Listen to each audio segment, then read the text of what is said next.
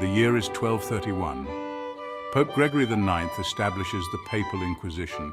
This marks the beginning of a dark chapter in human history. The Inquisition was a powerful institution within the Catholic Church. Its stated purpose was to combat heresy. Heresy, in this context, meant any belief or practice that contradicted the Church's teachings. The Inquisition's methods were often brutal. Suspected heretics were subjected to torture. They faced imprisonment without trial. Many were executed. The Inquisition's reign of terror lasted for centuries. It left an indelible stain on the Church's reputation. The Spanish Inquisition, established in 1478, is perhaps the most infamous. It targeted conversos, Jews who had converted to Christianity. These converts were often suspected of secretly practicing Judaism.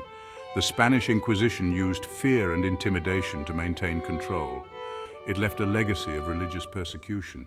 The Holy Inquisition serves as a stark reminder of humanity's capacity for cruelty. It is a cautionary tale about the dangers of religious extremism and the abuse of power. The Inquisition's legacy continues to haunt us today, a stark reminder of the fragility of human rights and the importance of religious tolerance. The Great Tribulation is a pivotal event described in Christian eschatology. It is a period of immense suffering and hardship. It is said to precede the second coming of Jesus Christ. The Bible describes this period in vivid detail. It speaks of widespread natural disasters, famine, and war. The Great Tribulation is not merely a time of earthly turmoil. It is also a time of spiritual testing. It is a time when people's faith will be shaken to its core. The Bible speaks of a great deception that will grip the world. Many will be led astray by false prophets. The concept of the Great Tribulation is a sobering one. It reminds us that this world is temporary. It encourages believers to prepare spiritually for the challenges ahead. The Great Tribulation is a stark reminder of the fragility of human existence and the ultimate hope found in faith. The Holy Inquisition and the Great Tribulation, while both periods of immense suffering, differ significantly in their nature and origin. The Inquisition was a product of human cruelty. It was orchestrated by religious authorities who abused their power. The Great Tribulation, as described in biblical prophecy, is a period of divine judgment. It is a time of cosmic upheaval and natural disasters on an unprecedented scale. The Inquisition targeted individuals based on their religious beliefs. It aimed to suppress dissent and maintain doctrinal purity. The Great Tribulation, on the other hand, is described as a global event. It affects all of humanity, regardless of faith or creed. The suffering endured during the Inquisition was localized and limited in duration. The Great Tribulation, as depicted in biblical prophecy, is global in scale and unparalleled in its intensity. It is a time of unprecedented turmoil and tribulation, marking a turning point in human history. The Gospel of Matthew, chapter 24, provides a chilling account of the signs that will precede the Great Tribulation. Jesus, speaking to his disciples, describes a time of great upheaval and cosmic disturbance. He speaks of wars and rumors of wars, famines, and earthquakes in various places. These signs, Jesus warns, are but the beginning of sorrows. The heavens themselves will bear witness to the coming tribulation. The sun will be darkened, and the moon will not give its light. The stars will fall from the sky, and the powers of the heavens will be shaken. These celestial events, described in vivid and apocalyptic language, are not merely metaphorical. They point to a time of unprecedented upheaval and cosmic disturbance, a time when the very fabric of the cosmos will be shaken. The 20th century witnessed the dawn of the nuclear age. With it came a new and terrifying possibility, the potential for human self-destruction. The biblical prophecies of the Great Tribulation, with their descriptions of fire from the sky and global devastation, resonate eerily with the destructive power of nuclear weapons. A nuclear detonation unleashes unimaginable energy. It vaporizes everything in its immediate vicinity. The blast wave levels buildings for miles around. The intense heat ignites firestorms that rage for days. But the horrors of a nuclear explosion do not end there. The real danger lies in the invisible killer, radiation. Invisible and insidious, radiation poisons the air, water, and soil. It causes radiation sickness, a debilitating and often fatal condition. The long-term effects of radiation exposure include cancer, birth defects, and genetic mutations. The detonation of even a single nuclear weapon would be a global catastrophe. The use of multiple weapons in a full-scale nuclear war could trigger a nuclear winter.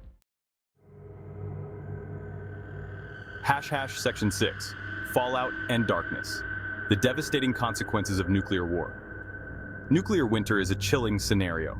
It is a prolonged period of darkness and cold that could follow a nuclear war. The massive firestorms ignited by nuclear explosions would release millions of tons of soot and smoke into the atmosphere. This dense cloud of particulate matter would block out the sun, plunging the Earth into a state of perpetual twilight. Temperatures would plummet, leading to a global freeze. Crops would fail, and mass starvation would ensue. The delicate balance of the Earth's ecosystems would be disrupted, leading to widespread ecological collapse. The long-term effects of nuclear winter are equally dire. The ozone layer, which protects us from harmful ultraviolet radiation, would be severely depleted. This would lead to increased rates of skin cancer and other health problems. The radioactive fallout from nuclear explosions would contaminate the environment for generations to come, making vast areas of the planet uninhabitable. Section 7. A World in Ruins. The Collapse of Civilization as We Know It. The combined effects of nuclear detonations, radiation poisoning, and nuclear winter would have catastrophic consequences for human civilization. The global infrastructure that we rely on, transportation, communication, power grids, would collapse.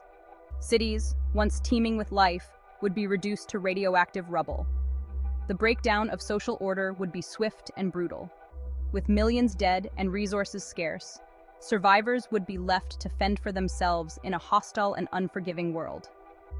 The fabric of society, held together by laws, institutions, and shared values, would unravel. The world that would emerge from the ashes of nuclear war would be a bleak and desolate place.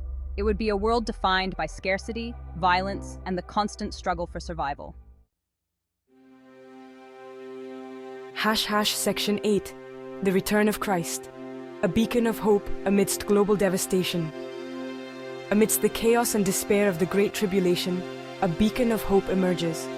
Christian tradition holds that this period of unprecedented suffering will culminate in the second coming of Jesus Christ.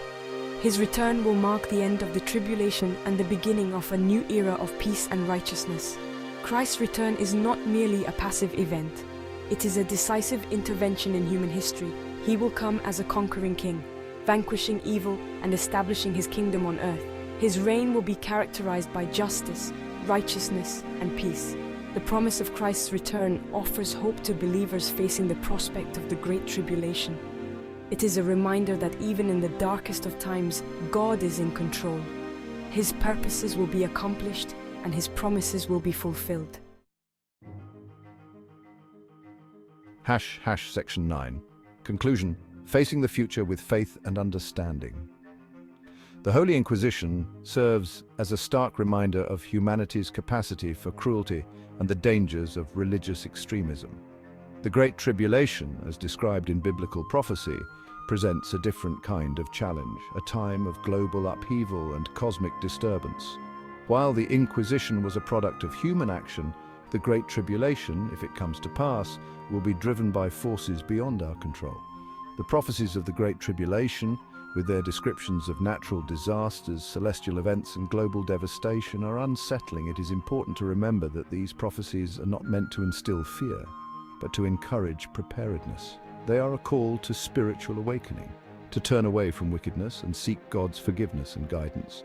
Whether or not one subscribes to the specific details of biblical prophecy, the possibility of global catastrophe is a reality of the modern world. The threat of nuclear war, climate change, and other existential risks looms large. In the face of such challenges, faith, hope, and a commitment to building a better future are more important than ever.